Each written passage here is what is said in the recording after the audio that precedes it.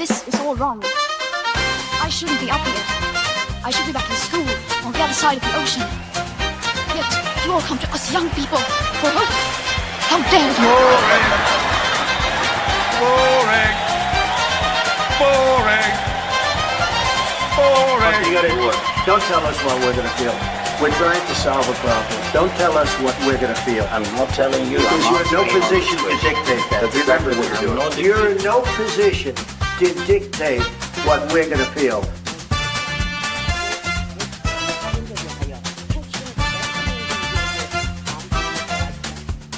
I call again for an immediate ceasefire in Gaza, the return of the sausages, the hostages.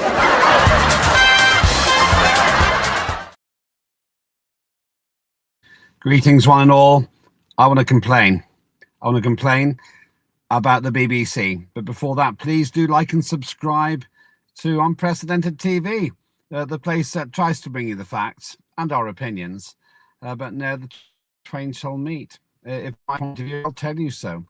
Thank you, by the way, for so many of you who are now subscribing to our YouTube channel at Unprecedented TV.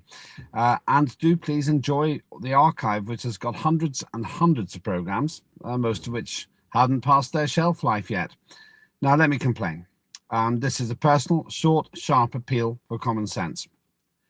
It turns out that the BBC is now claiming that Donald Trump is terrible, or at least it's implying that Donald Trump is terrible for pulling out of a climate accord. And I quote a BBC presenter today who said, greenhouse gases from cars, trucks and power plants among the largest drivers of climate change. This is utter nonsense.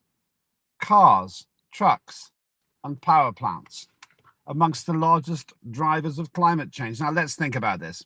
It was the BBC that told us a few years ago that there could be a 2-year drought because of climate change. A few days ago, I heard the BBC saying that there's going to be a lot of flooding because of climate change. We've had exceptional snow in many parts of the world. That's because of climate change. And we've had warming because of climate change. It's all about climate change. And now they claim that human beings who drive cars and trucks and power plants, in other words, power stations, are driving all of this climate change. That's complete rubbish. 97% of all the carbon dioxide emitted every year is natural. If human beings vanished tomorrow, that would reduce carbon dioxide emissions by 3%. Secondly, carbon dioxide represents 0.04% of the atmosphere. So if you had 1 million atoms of atmosphere, 400 of them also would be carbon dioxide. It's a tiny amount. Thirdly, carbon dioxide has got a slightly beneficial effect. It slightly warms the climate, and that's helpful for the atmosphere. But what it's going to do, it's doing now. Because of something technical called logarithmic decay, if you put tons of extra carbon dioxide into the atmosphere, it won't really make very much difference. Put all that together, and what we've got here is a hoax. It's a climate cult. It's rubbish. It's nonsense. As far as I'm concerned, it's the most damaging phenomenon in terms of political campaigning in the world right now, and it's costing trillions of pounds every single year. So Donald Trump's pulled out of this, and Barack Obama, the questionable ex-president of America, says that climate warming gases are bad for your health. How? How does carbon dioxide and the minuscule content that it provides, how does that do you harm? It doesn't, my friends. Carbon dioxide is the gas of life. It's actually what plants eat. So as a result of that, if you get rid of carbon dioxide, you pretty much kill not just plant life, but us too. I put it to you that the mainstream media is telling lies. Cars, trucks and power plants aren't the main drivers of climate. The sun is. Furthermore, if we actually reduce carbon dioxide, if we stop producing any carbon dioxide as a species, the atmosphere will barely notice. So my appeal now to the mainstream media, and I will follow this up with a letter to the BBC, is this: show us the evidence or shut up.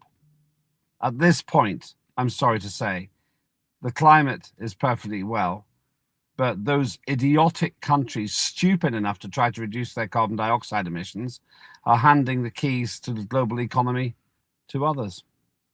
As far as I'm concerned, now is the time for us to call time on this climate rubbish. It's bad for you, it's bad for me, it makes no difference to the climate. But if we carry on like this, I guarantee that China, Russia, India, and all those countries that don't give tuppence for cutting their carbon dioxide emissions will reign supreme in the next 10 years when it comes to the economy. And we'll still buy all the stuff, it's just they're making it instead of us. There is no climate emergency. Carbon dioxide has a slightly beneficial effect, slight warming effect on the atmosphere, but that's about it. So let's stop the climate cult and let's get back to common sense. Please do like and subscribe. That's my short appeal today. And hopefully this afternoon, I'm going to have a rather longer conversation with somebody about the same subject. I'm Lembit Öpik. That was my short and sharp appeal for climate common sense.